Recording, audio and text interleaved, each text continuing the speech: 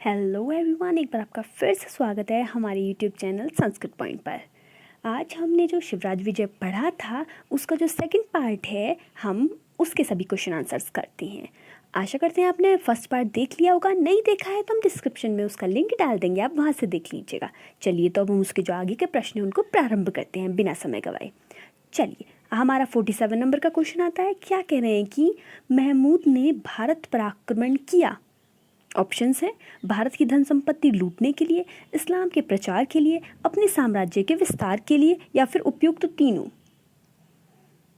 हमारा उत्तर होगा भारत की धन संपत्ति को लूटने के लिए। देखिए, हमें क्या है कंफ्यूज करने के लिए उन्होंने तीनों ही क्वेश्चन, तीनों जो ऊपर के दिए हुए हैं वो ऐसे दिए हुए हैं कि हम उपयुक्त तीनों ही करेंगे, कि शायद इस्लाम के प्रचार के लिए भी किया होगा और अपने साम्राज्य के विस्तार के लिए भी किया होगा। बल्कि ये गलत है। सही क्या है? सिर्फ भारत की धन संपत्ति लूटने के लिए उन्होंने प्रचार प्रसार किया था। देखिए, हमने पढ़ा था पिछली बार भी कि अंबिका दत्त व्यास जो हैं उन्होंने शिवराज विजय लिखा है और उसके जो कितने निश्वास हैं, 12 निश्वास हैं और उनमें प्रत्येक में कितने तीन विराम है और उन तीनों में 4 निश्वास है। तो ये प्रथम विराम का प्रथम निश्वास है, जिसमें गजनी देश के निवासी महमूद गजनवी ने भारत पर अनेक बार आक्रमण किया, जिसका उद्देश्य भारत की धन संपत्ति लूटने के लिए, अर्थात स च दग्ध मुख तानि रत्नानि मूर्त खंडानि च कर्मेल पृष्ठकार्योप्य सिंधु नदीम उत्तरीय स्वीकार्यम विजय ध्वजीन गजनी नाम राजधानी प्रवर्ष्यति। क्या कह रहे हैं? वो कह रहे हैं कि रत्नानी मूर्तानी खंडानी, रत्नों को और मूर्तियों को खंडित करके और क्रमिक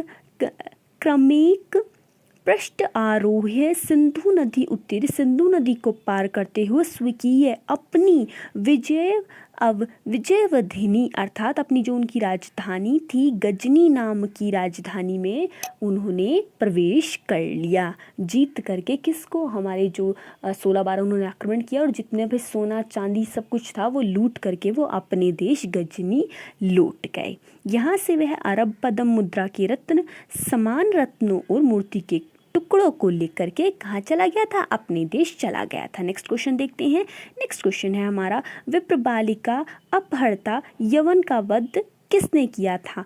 विप्र बालिका अपहर्ता से मतलब है विप्र बालिका का जिसने अपहरण कर लिया था, उस यवन युवक था, उसका वध किसने किया था? किसने किया था?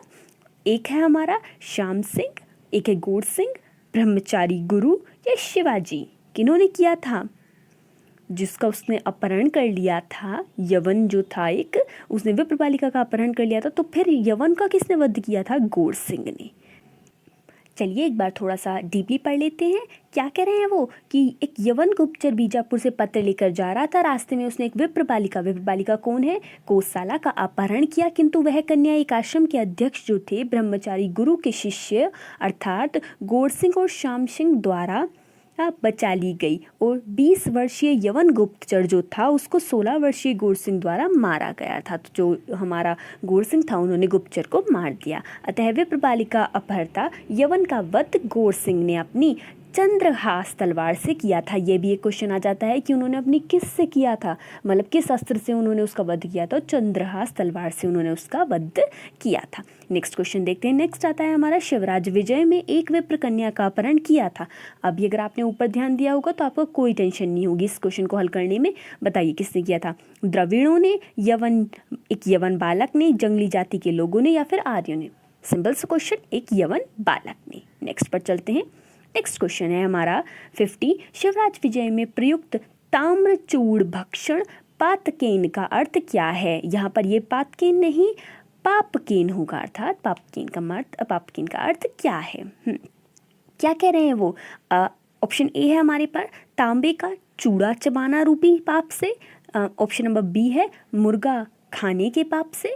नेक्स्ट देखते हैं। ऑप्शन नंबर जो सी है हमारे पास वो है लाल चूड़ी तोड़ने रूपी पाप से, और डी है इनमें से कोई नहीं। देखिए, अगर हम अब वापस क्वेश्चन देखते हैं, वापस क्वेश्चन देखेंगे तो डेफिनेटली हम उत्तर गलत करेंगे। उन्होंने पूछा हुआ है हमसे कि ताम्रचूड़ भक्षण पातकेन, पापकीन। क्या कह रहे हैं वो कि हम देखेंगे कि ताम्र से मतलब है ताम्र और चूड़ का मतलब हो गया चूड़ा और भक्षण का मतलब चबाना रूपी पाप से, तो यही होगा इसका उत्तर डेफिनेटली, जबकि ये गलत है। इसका सही उत्तर क्या है? मुर्गा खाने के पाप से। ध्यान रखिएगा, इंपॉर्टेंट क्वेश्चन है, गलती नहीं करनी है। नेक्स्ट पर चलते हैं, नेक्स्ट क्वेश्चन पर आते हैं। नेक्स्ट क्वेश्चन है हमारा, शिवराज विजय के संबंध में क्या सही नहीं है? देखिए क्या सही नहीं है। इसके लेखक अंबिका दत्त व्यास है, सही है। इसके नायक शिवाजी हैं, एब्सोल्युटली सही है। शिवराज विजय में 13 निश्वास हैं। शिवराज विजय ऐतिहासिक उपन्यास है, सही है। क्या गलत है? शिवराज विजय में 13 निश्वास नहीं 12 निश्वास हैं। देखिए थोड़ा सा डीपली पढ़ते हैं। डीपली क्या कह रहे हैं? डीपली कह रहे हैं वो कि आधुनिक युग के प्रमुख गद्य कवि कौन है? पंडित अंबिका दत्त व्यास है, जिन्होंने छत्रपति शिवाजी के जीवन को आधार बनाकर शिवराज विजय की रचना की। शिवराज विजय एक ऐतिहासिक उपन्यास है। इसमें वर्णित कथा ऐतिहासिक है, यद्यपि इसमें 2 स्वतंत्र धाराएं समांतर रूप से प्रवाहित होती हैं। 2 कौन कौन सी हैं? एक तो हमारी जो शिवाजी हैं उनके जीवन पर चल रही है, और दूसरा जो है वो रघुवीर के जीवन से चल रही है। तथापि क्या है कि ये पूर्ण स्वतंत्र नहीं कह सकते हैं हम इन्हें, क्योंकि ये एक दूसरे की पूरक है, मतलब वो एक दूसरे से कंबाइंड है। हम ये नहीं कह सकते कि एक तरफ शिवाजी की चल रही है और एक तरफ हमारी रघुवीर की चल रही है, दोनों एक दूसरे से कंबाइंड है। शिवराज विजय की कथा वस्तु 3 विरामों में संविभक्त है, हमने भी बात की थी ऊपर, और 3 में कैसे, और प्रत्येक विराम में 4-4 निश्वास है, तो इस प्रकार कुल मिलाकर 12 निश्वास है। अतः विकल्प सी जो हमारा क्या था 12 निश्वास, वो सही है। शिवराज विजय में व्यास जी ने पांचाली रीति का आश्रय लिया है। शिवराज विजय का जो प्रधान रस है वो कौन सा है? वीर रस है। और क्या शिवराज विजय में ओज, प्रसाद, माधुर्य तीनों गुणों का समुचित समन्वय है। याद रखिएगा, इंपॉर्टेंट 3 क्वेश्चन बन रहे हैं कि ऋतु कौन सी है? पांचाली रीति है। प्रधान रस वीर रस है, और जो गुण है उनके गुण कौन से हैं? ओज, प्रसाद और माधुर्य तीनों गुण हैं। और 4th क्वेश्चन बन जाता है हमारे जो व्यास जी हैं उनका प्रिय अलंकार कौन सा है? विरोधाभास उनका प्रिय अलंकार है। नेक्स्ट क्वेश्चन देखते हैं, विप्र कन्या की उपमा किसे दी गई है? विप्र कन्या की उपमा किसे दी है? लक्ष्मी को, सरस्वती देवी को, पार्वती देवी को या दुर्गा देवी को? लक्ष्मी देवी को नहीं दी गई है, सरस्वती देवी को दी गई है। थोड़ा सा डीपली पढ़ते हैं, आपकी समझ में आ जाएगा तब अच्छे से। देखिए क्या कह रहे हैं कि विप्र कन्या की उपमा सरस्वती देवी से की गई है। पंडित अंबिका दत्त व्यास द्वारा लिखित शिवराज विजय के प्रथम निश्वास में यह उल्लेख है कि कलित मानव देहमेव सरस्वतीम सांत्वन्यम मरंद मधुरा अप्य पयायन कंद खंडानी भोजनानी त्वम त्रियमाया यात्रमेयी मनीषी। अर्थात क्या कहना है कि वो मानव देह में, वो मानव के देह में कौन? सरस्वती जैसी कन्या को सांत्वना प्रदान करते हुए, कैसे? पुष्प रस के समान मधुरंद अर्थात पुष्प जो रस है उससे मीठे जल को उनको पायन पिलाते हुए, कंद खंडानी, कंद मतलब कंद जैसे कि होते हैं ना पुष्प और कंद छोटे छोटे फूलों के जो होते हैं कंद, उनको भी कहते हैं कंद, फलों को भी कहा जाता है कई जगह। तो कंद खंडों को खिलाते हुए, भोजन मतलब खिलाते हुए रात्रि के 3 पहर व्यतीत हो गए थे। आप इस लाइन को भी याद रखिएगा पूरी को, कई बार इस लाइन को देख करके पूछ लेते हैं कि यहाँ पर किसकी तुलना सरस्वती से की गई है, तो ये याद रखिएगा वो जो छोटी कन्या थी उसकी किससे तुलना की गई है? सरस्वती देवी से की गई है। योगीराज ने पहली बार समाधि कब ली थी? विक्रमादित्य के समय में, युधिष्ठिर के समय में, या फिर चंद्रगुप्त के समय में, या अशोक के समय में? तो उन्होंने 2 बार समाधि ली है। इसमें योगीराज जो हैं जो सारे ब्रह्मचारी हैं उनके जो सबसे बड़े गुरु हैं योगीराज, उन्होंने 2 बार समाधि ली है। हमारे शिवराज विजय के प्रथम निश्वास में ही ये वर्णित है। तो उन्होंने जो 2 बार समाधि ली है, सबसे पहली समाधि कब लगाई थी उन्होंने? विक्रमादित्य के समय में। विक्रमादित्य के समय में दूसरी बार लगाई है, पहली बार लगाई है उन्होंने युधिष्ठिर के समय में। ये आप याद रखिएगा, पहली समाधि उन्होंने युधिष्ठिर के समय में लगाई है। पढ़ते हैं कि थोड़ा सा डीपली पढ़ लेते हैं। पंडित अंबिका दत्त व्यास द्वारा रचित ऐतिहासिक उपन्यास शिवराज विजय के प्रथम निश्वास विराम के प्रथम निश्वास में उल्लेख है कि जो योगीराज हैं उन्होंने अपने शिष्यों से पूछे जाने पर स्वयं कहा है कि युधिष्ठिर के समय में समाधि लगाकर वे विक्रमादित्य के समय में उठे थे, और विक्रमादित्य के समय में उन्होंने जब समाधि लगाई तो वो आज उठे हैं, और अब वो वापस जा कर के फिर समाधि लगा लेंगे। अतः योगीराज जो हैं उन्होंने पहली बार जो समाधि लगाई है वो कब लगाई है? युधिष्ठिर के समय में लगाई है। चलिए नेक्स्ट क्वेश्चन देखते हैं। नेक्स्ट है हमारा, योगीराज किस राजा के काल में पहली बार समाधित हुए थे? अभी हमने पढ़ा है, तो किसके में हुई है? वेरी गुड, युधिष्ठिर के समय में वो समाधिस्थ हुए हैं।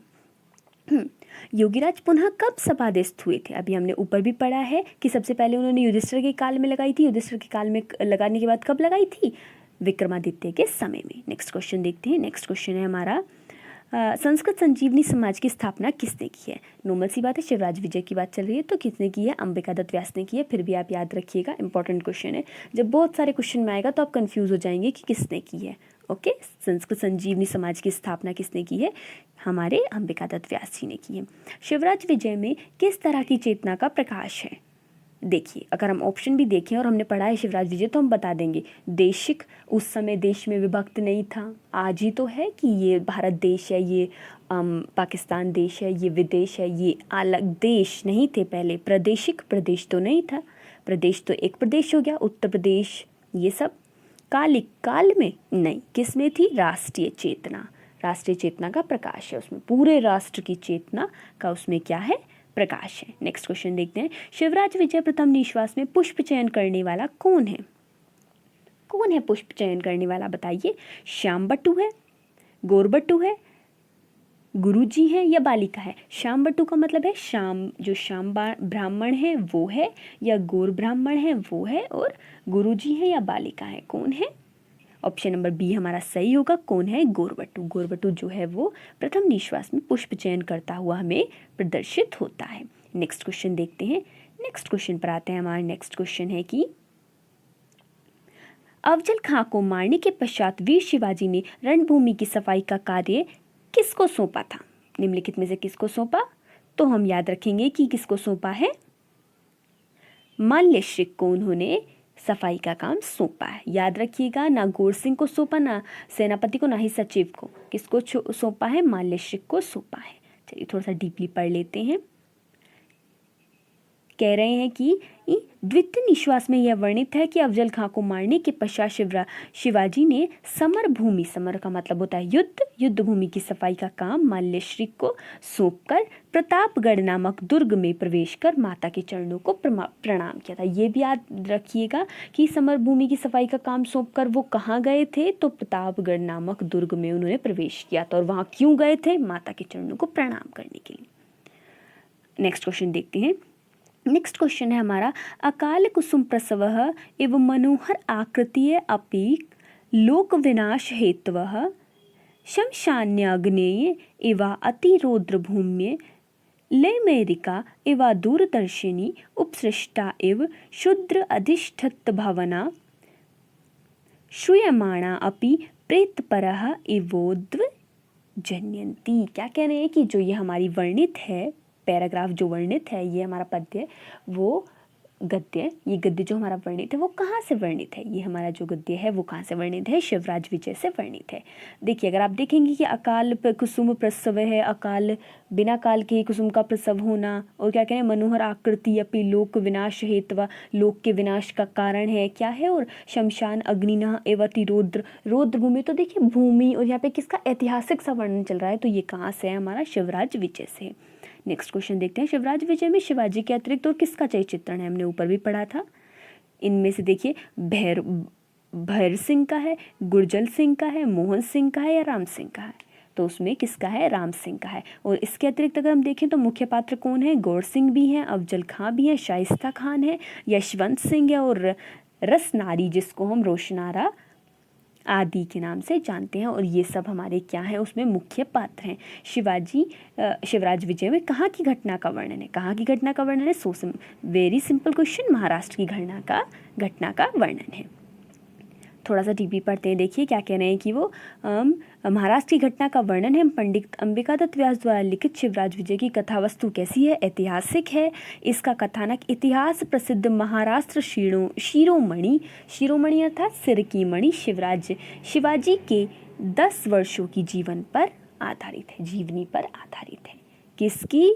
शिवाजी की। और वो क्या है? महाराष्ट्र के शिरोमणि हैं। शिवराज विजय में वर्णन है, किसका वर्णन है? सिंपल सा क्वेश्चन है, शिवाजी महाराज का। रोती हुई बालिका को शांत करने के लिए किसको आदेश दिया गया था? जो रोती हुई बालिका थी उसको शांत करने के लिए किसको आदेश दिया था? श्याम बटू को, जो श्याम वर्ण का ब्राह्मण था उसको आदेश दिया था। और किसने दिया था? जो वहाँ के योगीराज थे उन्होंने आदेश दिया था। गौरबटू का परिचय है। गौरबटू का परिचय क्या है? देखिए क्या है, वह शिवाजी का सेनानी है, वह आश्रम में निवास करने वाला विद्यार्थी है, वह श्याम बटू का बड़ा भाई है, वह संन्यास्त ब्रह्मचारी है। वह क्या है? वह आश्रम में निवास करने वाला एक विद्यार्थी है। थोड़ा सा डीपली पढ़ लेते हैं। वो क्या कह रहे हैं कि गोरसिंह द्वारा जिस कन्या ब्राह्मण कन्या की रक्षा की गई थी उसके जो संरक्षक थे वो एक वृद्ध ब्राह्मण थे। संरक्षण हम कैसे भी कह सकते हैं कि जैसे कि अगर बाय एनी चांस किसी के माता या पिता नहीं होते हैं तो जो उनकी देखभाल करता है उसको हम संरक्षण कह सकते हैं। वो चाचा हो, मामा हो, बुआ हो या कोई भी हो, एज इट इज़ कोई भी हो, एक पड़ोस का ही कोई ना हो तो वो भी क्या कहलाएगा? हमारे संरक्षण थे। जो कौन थे? वो वृद्ध ब्राह्मण थे। ये उनके आने पर रहस्य उद्घाटन, अर्थात मतलब जैसे कि रहस्य सामने आया कि वह कन्या गोरसिंह और श्याम सिंह की बहन सुवर्णी है तथा उनके पुरोहित देव वर्मा है। तदंतर ब्रह्मचारी गुरु के अनुरोध पर निज वृतांत इस प्रकार सुनाया। अब जब उन्हें ब्रह्मचारी गुरु ने अनुरोध किया तो उन्होंने अपना निज वृतांत अर्थात अपना परिचय इस प्रकार बताया कि वे उदयपुर के एक जागीरदार खड़ंग सिंह के पुत्र हैं और माता पिता के परलोक के बाद तीनों भाई बहन पुरोहित की संरक्षता में रहने लगे। एक बार शिकार खेलने के लिए दोनों भाई लुटेरों द्वारा पकड़ लिए गए, किंतु किसी युक्ति से वे घोड़े पर चढ़कर भाग निकले और एक हनुमान मंदिर के अध्यक्ष की सहायता से कहाँ पहुँच गए? वो महाराष्ट्र पहुँचे।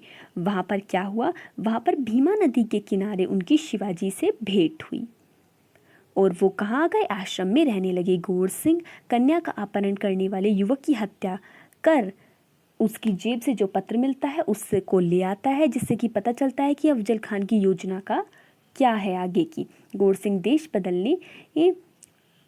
बदलने में माहिर है। वह क्षण भर में गायक बन जाता है और तुरंत सैनिक, पल भर में सन्यासी, गुप्तचर और जो भी उसको बनाया जाए वो तुरंत बन जाता है। इसलिए वो सन्यासी बनकर द्वारपाल की परीक्षा लेता है। इनडायरेक्टली जिस ब्राह्मण कन्या को बचाया है और जिसने बचाया है वो उसके क्या थे?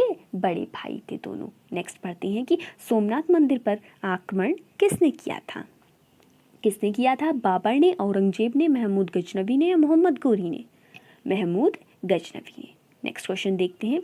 नेक्स्ट क्वेश्चन है हमारा, डीपली पढ़ लेते हैं पहले इसको थोड़ा सा। भारत में सोमनाथ मंदिर पर आक्रमण करने वाला मुस्लिम शासक कौन था? महमूद गजनवी। गुजरात में सोमनाथ का एक मंदिर था जिसमें प्रभुत रत्न था। वह मंदिर गुजरात प्रदेश के शिरोमणि के समान था, अर्थात वो जैसे कि अगर बाय एनी चांस हम कहने लगे कि बहुत इंपॉर्टेंट जिसको हम कहते हैं, अपने भारत में भी बहुत सारी चीज़ें हैं जो बहुत ही मूल रत्न के समान है, तो ऐसे ही वो क्या था? गुजरात का शिरोमणि के समान था। महमूद गजनवी उस मंदिर को भी तोड़कर महाघंटा को भी बलात् प्राप्त करके, महाघंटा कहा गया है कि एक बहुत भारी अर्थात कई टन का एक बड़ा सा घंटा था मंदिर का सोने का, जिसको वो ले गए थे। महादेव की मूर्ति थी और एक गदा थी। वह सब वो धन उठा लिया था, जो भी सब था वो धन लेकर के आलमगीरी के उपाधि धारण करने वाला औरंगजेब अकबर नामक बादशाह का प्रपौत्र था। शिवराज विजय अंबिका दत्त व्यास द्वारा एक ऐतिहासिक उपन्यास है जिसमें मुस्लिम शासकों पर शिवाजी के विजय का उल्लेख है। तो अब ये याद रखिएगा आप कि आलमगीर की उपाधि किसको प्राप्त है? औरंगजेब को प्राप्त है। नेक्स्ट पढ़ते हैं। भारत में सोमनाथ मंदिर पर आक्रमण करने वाला मुस्लिम शासक था। कौन था मुस्लिम शासक? अभी हमने पढ़ा है, बताइए। मोहम्मद गोरी है, कुतुबुद्दीन ऐबक है या फिर महमूद गजनवी है या फिर बाबर है?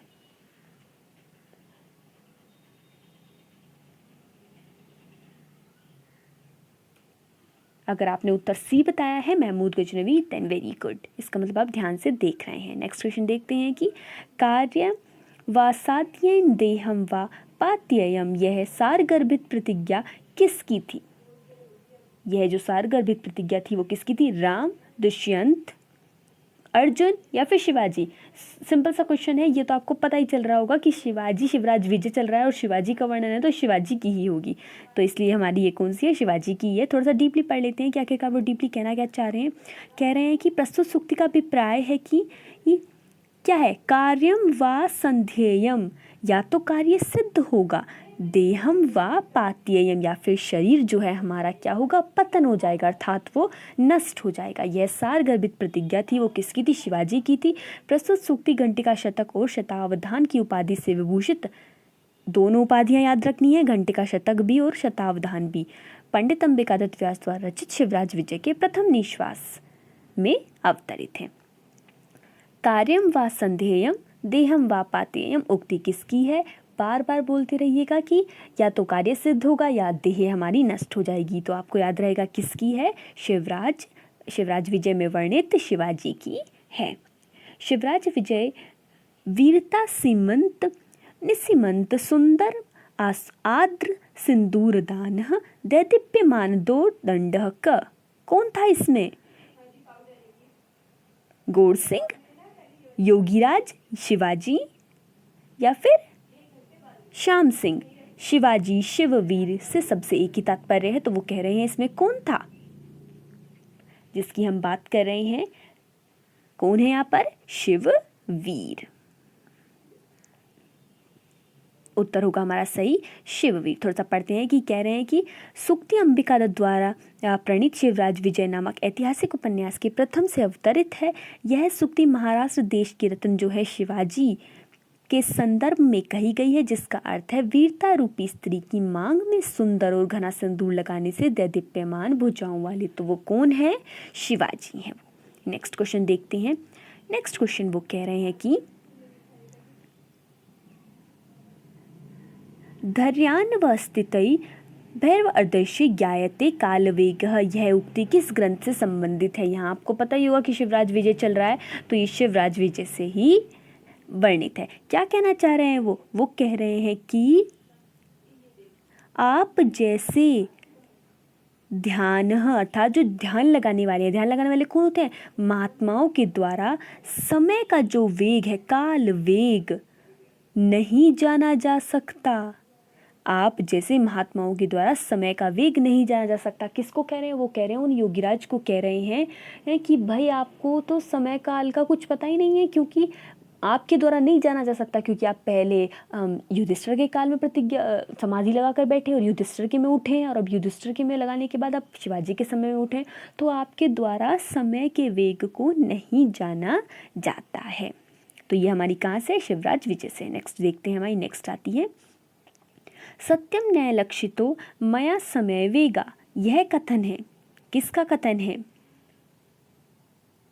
सत्यम न, कह रहे हैं कि लक्षिता मया समय वेगा, मैंने समय के वेग को लक्षित तो नहीं देखा। सत्यम, सत्य कह रहे हो, मैंने समय के वेग को नहीं देखा। यह कथन किसका है? तो किसका होगा यह कथन हमारा? यह कथन है हमारा योगीराज का। अब इसी में थोड़ी सी अन्य देख लेते हैं, अन्य महत्वपूर्ण तथ्य हैं जो कि किसी के द्वारा कहे गए हैं, और पूछ लेते हैं कि ये उक्ति किसके लिए कही गई है। पहली है उसमें हमारी अहो चिररात्रि सुप्तो हम, ये किसकी है? गोरबट्टू का कथन है। भगवान श्रूयताम यदि कुतूहलम, ये कह रहे हैं ब्रह्मचारी गुरु का ये कथन है। अथ कन्यके माँ भैषी पुत्री त्वाम मातु समीपे प्राप्स्याम, उक्ति किसकी है? हमारी ब्रह्मचारी गुरु की है। ये महात्मनः क्वा धुना विक्रम राज्य, यह उक्ति हमारी ब्रह्मचारी गुरु की है।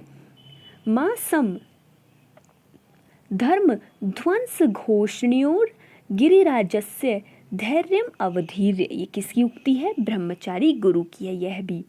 विजेताम शिववीर है सिद्ध्यंतु भवताम मनोहरतः, ये उक्ति हमारी किसकी है? योगीराज की है। योगीराज उनको ये हमारे एक तरह से कह रहे हैं, वो एक तरह से उन्होंने डिक्लेयर कर दिया कि डेफिनेटली शिवाजी ही जीतेंगे। विजेताम शिववीर है, विजय जो शिववीर है वही जीतेंगे, वो जीतेंगे।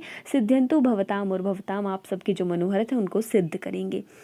भगवान प्रायो दुर्लभ्यो उष्मादृश्यणाम साक्षात्कार इत्यपरापि पृश्च आदिश्चति माम, ये उक्ति जो है हमारी वो किसकी है? यह उक्ति भी हमारी योगीराज की है। नेक्स्ट देखते हैं, उरी कृतम जीवती से सुखे नेवास्तते, यह उक्ति हमारी किसकी है? यह उक्ति हमारी योगीराज की।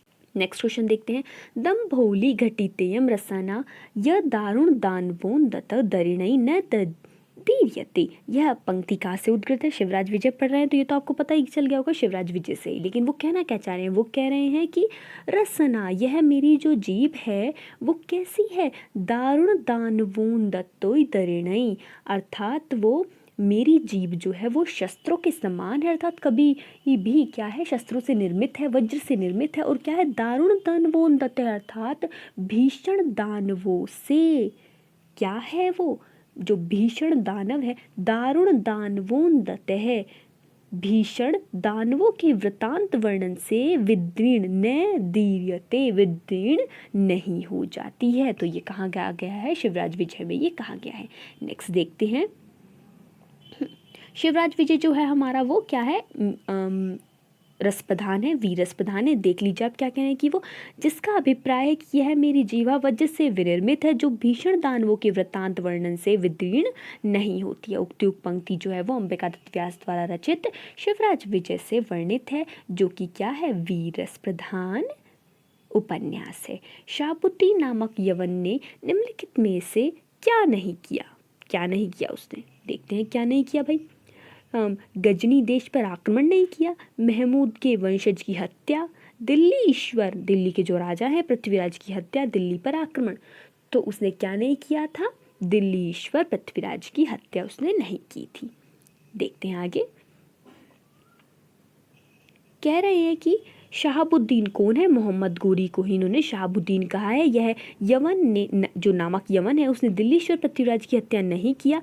कालक्रम विक्रम संवत 1087 में शोक एवं कष्ट के साथ महमूद गजनवी की मृत्यु हो जाने पर शहाबुद्दीन नामक किसी गोर देश के निवासी ने पहले गजनी देश पर आक्रमण करके महमूद के वंशजों की हत्या और समस्त प्रजा को पशुओं के समान मारकर चतुरांगिणी सेना के सहित भारतीयों को भी तलवार के घाट उतारकर 1250 में अश्वरोहित के साथ दिल्ली पर, जो अश्वरोहित थे अर्थात जो घोड़े पर सवार थे, उनके साथ दिल्ली पर चढ़ाई की।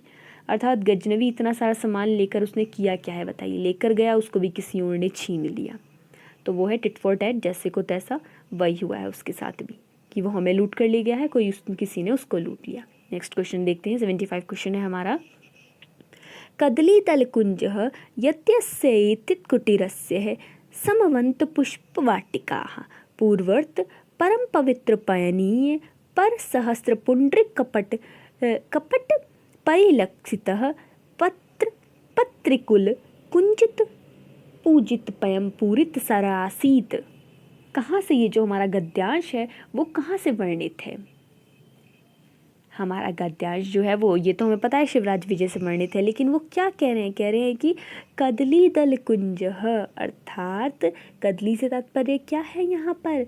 कदली कहते हैं हम, जैसे कि हम कहेंगे, ये इन्होंने एक सरोवर का वर्णन किया है कि कदली दल कुंज यावस्त कुटीरस्य, एक कुटी है और जहाँ पर बहुत सारे पुष्प हैं, समांत पुष्प वाटिका, एक उसके समान जो कैसी है? पुष्प वाटिका है। पूर्वा, जिसके पूर्व में क्या है? परम पवित्र पयनीय, जो परम पवित्र अर्थात बिल्कुल एकदम पवित्र है, वो पीने योग्य वहाँ पर पानी है। पर सहस्त्र, और उस पानी में भी सहस्त्र अर्थात हजारों पुंडरिक अर्थात कमल पटल परिलक्षित है, कमल है जो वहाँ पर खिले हुए हैं। पत्रिकुल कुंजित पूजित, अर्थात वहाँ पर जो क्या है? बहुत सारे जो हैं उनके पक्षियों का कलरव है, कुंजित है, जिससे वो कूंज रहे हैं। पयम पूरित सर आसित, एक ऐसा पूरे के पूरे जल से भरा हुआ ऐसा सर अर्थात तालाब था। तो ये गद्यांश कहाँ वर्णित है? शिवराज विजय में ये वर्णित है। उपयोग गद्यांश क्या है? काशी की महासभा में भारत रत्न की उपाधि से अलंकृत। अब ये एक इम्पोर्टेंट क्वेश्चन और है कि भारत रत्न से उपाधित कौन है?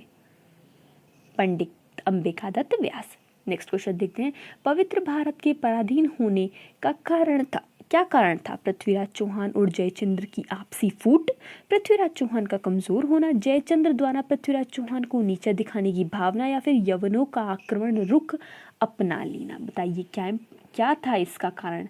हमारा जो पवित्र भारत के पराधीन हो गया था वो किसका क्या कारण था?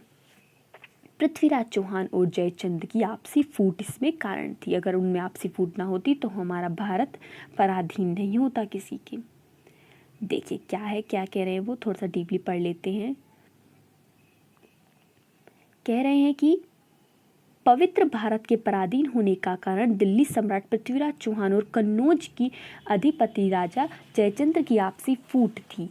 दिए गए विकल्पों के शेष 3 कारण नहीं हो सकते हैं, क्योंकि यही एक महत्वपूर्ण कारण है कि जो कन्नौज के अधिपति थे जयचंद्र, उनकी उनसे आपसी फूट थी। शिवराज विजय में कन्या कुंज के राजा हैं। कन्या कुंज के राजा कौन है पृथ्वीराज विजय में? जयचंद। कन्या कुंज हम कन्नौज को भी कहते हैं। कन्या कुंज कन्नौज के राजा कौन है? जयचंद है। नेक्स्ट क्वेश्चन देखते हैं, थोड़ा सा डीपली पढ़ लेते हैं क्या कहना चाह रहे हैं। कह रहे हैं डीपली पढ़ने से आपको पता है क्या फ़ायदा होता है हमें जो छोटे छोटे और क्वेश्चन है 2-3 वो हमें मिल जाते हैं। अगर बाय एनी चांस हमको इन जो ऑब्जेक्टिव क्वेश्चन है उसमें ना मिला तो हम ये ध्यान रखेंगे कि हमने बीच का मैटर पढ़ा हुआ था, ये क्वेश्चन उसमें से भी हो सकता है, तो उस तरह से हमारे क्वेश्चन सही हो जाते हैं। तो स्किप करने की बजाय आप इसको अच्छे से ध्यान रखें, और अच्छा होगा अगर आप नोट पैड और पेन लेकर बैठे हो, इंपॉर्टेंट तथ्यों को लिख लें। नेक्स्ट पढ़ते हैं, थोड़ा सा डीपली पढ़ लेना है कि शिवराज विजय में कन्या कुंज कन्नौज के राजा जयचंद हैं। दिल्ली के सम्राट पृथ्वीराज कुतुबुद्दीन भारत का जो दिल्ली के सम्राट है पृथ्वीराज, और कुतुबुद्दीन भारत का प्रथम सम्राट और शहाबुद्दीन गौर सिंह का निवासी था। संवत 1087 में महमूद गजनवी के प्राण त्याग देने पर शहाबुद्दीन ने पहले गजनवी देश पर आक्रमण किया था। वो हम ऊपर पढ़ के आए हैं कि बाद में उन्होंने फिर भारत पर आक्रमण किया है।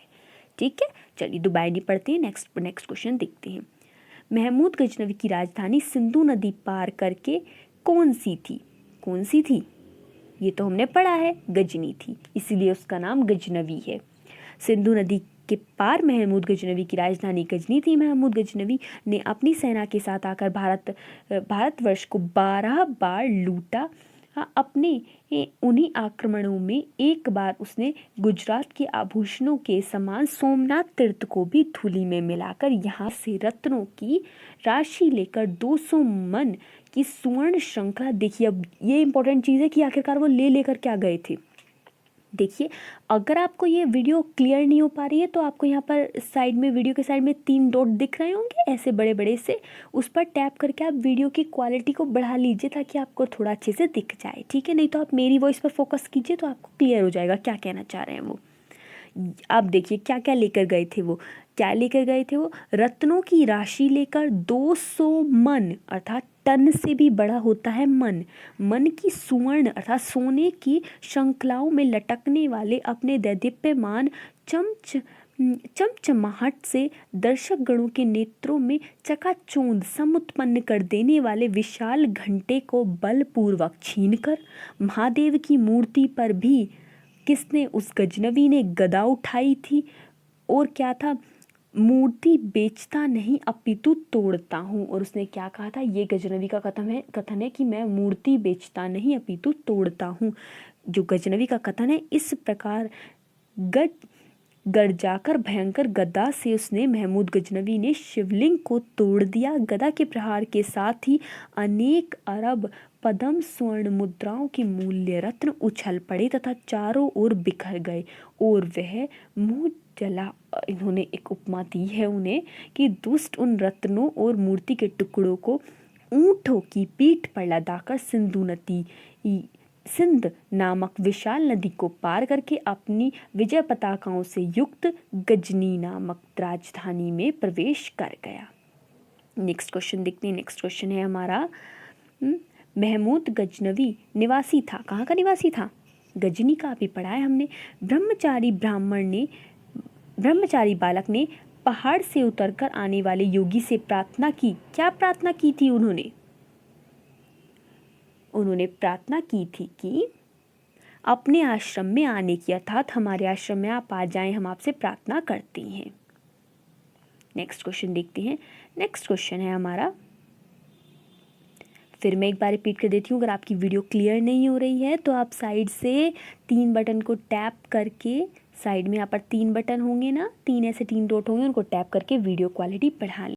नेक्स्ट क्वेश्चन देखते हैं। नेक्स्ट क्वेश्चन है शिवराज विजय अवलंबो रोल कंदम्बस्य क्या, अर्थात इसमें हमारा इससे तात्पर्य है कि द्विरेफ अर्थात समूह के आशय से है, और जो दूसरा आश्रम है वो हमारे भगवान सूर्य हैं उनके लिए है। तो यहाँ पर किससे, किसके तात्पर्य में है, ये जो हमारा आशय कहा गया है वो किसके लिए कहा गया है। तो उत्तर सही क्या होगा हमारा, चंद्रमा, सूर्य, नक्षत्र, नक्षत्रणी, आकाश। क्या उत्तर सही है हमारा, अभी हमने बात की है सूर्य, तो सूर्य हमारा इसका उत्तर सही है। नेक्स्ट देखते हैं। नेक्स्ट हम जो अन्य महत्वपूर्ण तथ्य हैं उनको भी देख लेते हैं कि कहाँ कहाँ किसको क्या कहा गया है। भगवतः ये ऐश्वर्य युक्त है। अरुण का तात्पर्य है लोहित अर्थात कुछ लाल रंग का वर्ण का। खेचर चक्र से तारा समूह की अखंड दिशा देव अधिराज इंद्र की दिशा, प्राची के समान जो है दिशा उसको कहा गया है। पुंड्रिक कपटलस्य श्वेत कमल समूह के। ओके, अगला है हमारा चक्रवाक समुदाय। किसको कहा गया है, चक्रवाक समुदाय कहा गया है कोकलोकस्य का तात्पर्य चक्रवाक समुदाय है। शोक विमोक दुर्हरता, सूत्रधार प्रवर्तक, वंशतर वर्ष का। क्षणामृतानाम वसंतादि, षट ऋतु जो है हमारी उनसे वर्णित है।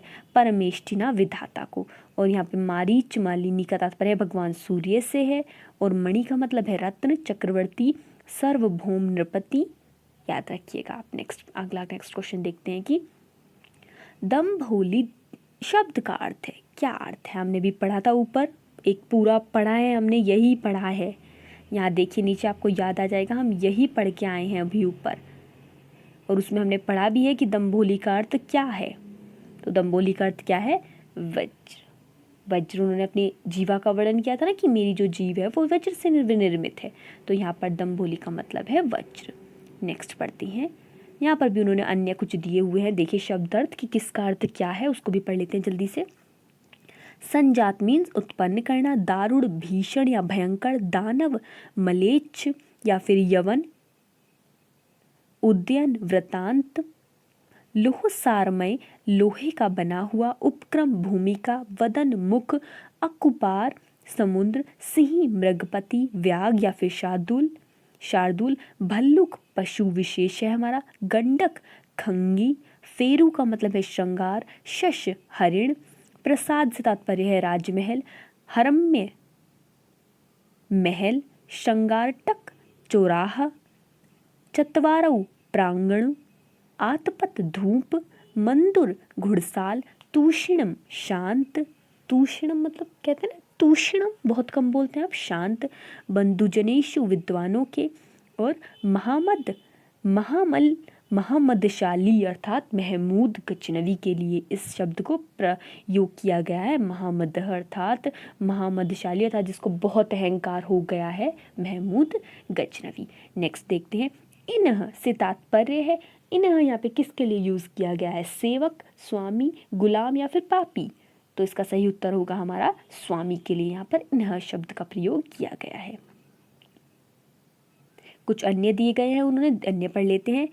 पुटकम दोना, पुटपाक होता है ना एक, पुटपाक अलग है, वो हमारा किस में प्रयोग है, उत्तराम चैत्रम में प्रयोग है। ये है हमारा पुटकम, पुटकम का मतलब है दोना। पत्रई पक्षी, निर्झरा झरना, पतंग सूर्य अर्थात पक्षी, अली मीन्स होता है भोरा, वृदानी समूह, सांद्र घनी। चंद्रहास का अर्थ है चांदनी के समान हास वाला, तलवार, उद्यमान चंद्र, चंद्र का उपहास। याद कीजिए हमने अभी वीडियो शुरू करते ही शायद दूसरा या फिर जो तीसरा क्वेश्चन पढ़ा है वो यही पढ़ा है कि चंद्रहास था कुछ, आया याद आपको, वेरी गुड। तलवार जो हमारी, जिस तलवार से यवन को मारा था, यवन युवक को मारा था, वो कौन सी तलवार थी, हमारी चंद्रहास तलवार थी। ओके चलिए नेक्स्ट पढ़ते हैं। नेक्स्ट क्वेश्चन है हमारा, कुछ अन्य दिए गए हैं शब्दार्थ, उनको भी देख लेते हैं कैसे हैं वो है हमारा ताम्रचूड़ अर्थात मुर्गा, ताम्रचूड़ मुर्गा, दिग्ध लिप्त, आस्तरण बिछोना, दांडिम अनार, दक्षाणाम दाएं, बयाम बाएं, उत्फालक उछालना, विकट खंड भयंकर तलवार, मदसित भुजंगन्य मेरे कृपाण रूपी नागिन से, दीर्घ दानवन दीर्घ दावानल में, दावतहन वन की आग, कंदरी पहाड़। इस प्रकार ये सारे हमारे क्या है शब्द अर्थ हैं। लीजिए आप चाहे तो स्क्रीनशॉट ले सकते हैं जिससे आपको आसानी रहे करने में, क्योंकि हम पढ़ेंगे तो देर हो जाएगी फिर। Okay done, very good. अब आप इसको उतार लीजिएगा कॉपी में और अच्छे से कर लीजिएगा। सत्यार्थ, सत्यार्थ का अर्थ है, सत्यार्थ का अर्थ क्या है हमारा, नीचे देख लिया होगा आपने, वेरी गुड, सहपाठी। सत्यार्थ का अर्थ है हमारा सहपाठी। नेक्स्ट देखते हैं, नेक्स्ट है हमारा, और कुछ उन्होंने शब्दार्थ बताए हुए हैं। कह रहे हैं कि सांद्रम का तात्पर्य है घनी, है का अर्थ तो पता ही है सबको, कल, रतीति शुलताओं का, सहचरी हमारी सखी होती है, सहचर साथी को कहते हैं, नवनीत मक्खन, संभोक्षम्ब व्याकुलता पूर्वक, दुहिता का मतलब दुहित का मतलब होता है दुहितः किया हुआ है, इसीलिए उन्होंने पुत्री लिखा है, नहीं तो हमारा दुहिता भी पुत्री के लिए होता है।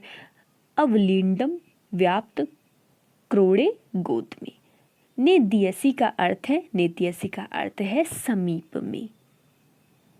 ओके, अत्यंत समीप में, नेदियसी का अर्थ हो गया अत्यंत समीप में। और कुछ महत्वपूर्ण दिए हुए हैं उन्होंने, लीजिए आप स्क्रीनशॉट ले लीजिए, आपको पढ़ने में आसानी रहेगी। अगर आपको ऐसे ही सुनना है तो आप कमेंट सेशन में कर दीजिएगा, नेक्स्ट टाइम जब हम पढ़ेंगे तो हम आपको बता देंगे, इसलिए करते हैं ताकि आपका समय व्यतीत ना हो। चलिए नेक्स्ट देखते हैं। नेक्स्ट है हमारा यायचुक शब्द का अर्थ है, क्या अर्थ है इसका, हमारा अर्थ है यज्ञशील। यायचुक शब्द का अर्थ है यज्ञशील।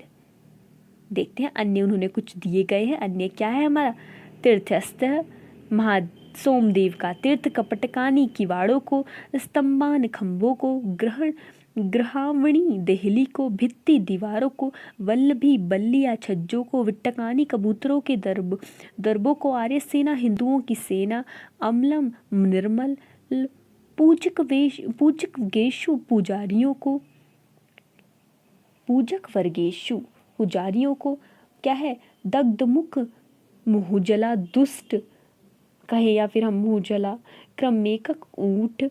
इसी प्रकार ये हमारे सब हैं। ये लीजिए आप स्क्रीनशॉट लेना चाहे तो आप स्क्रीनशॉट ले सकते हैं ताकि आपको आसानी रहे पढ़ने में। ओके, जो ऊपर के इन्होंने कहे हैं शब्दार्थी आपको पता है ये वहाँ यूज़ हुए हैं जो जो सामान वो लेके गए हैं, अर्थात भारत में जो जो चीज़ें थी कि सोमनाथ का तीर्थ था, कपटानी अर्थात जो किवाड़ थे वो भी, उनमें जो दर थे वो, और दहली थी वो सब किसकी थी, सोने की थी, और उनमें हीरे मोती जड़े हुए थे जो कि कौन, गजनवी लूट करके ले गया था। इस प्रकार हमारे शिवराज विजय का टॉपिक समाप्त होता है। आशा करते हैं आपको सभी क्वेश्चन अच्छे से समझ में आए होंगे। चलिए आपके लिए एक महत्वपूर्ण सा इम्पोर्टेंट सा क्वेश्चन हम ऑलरेडी कई बार पढ़ चुके हैं।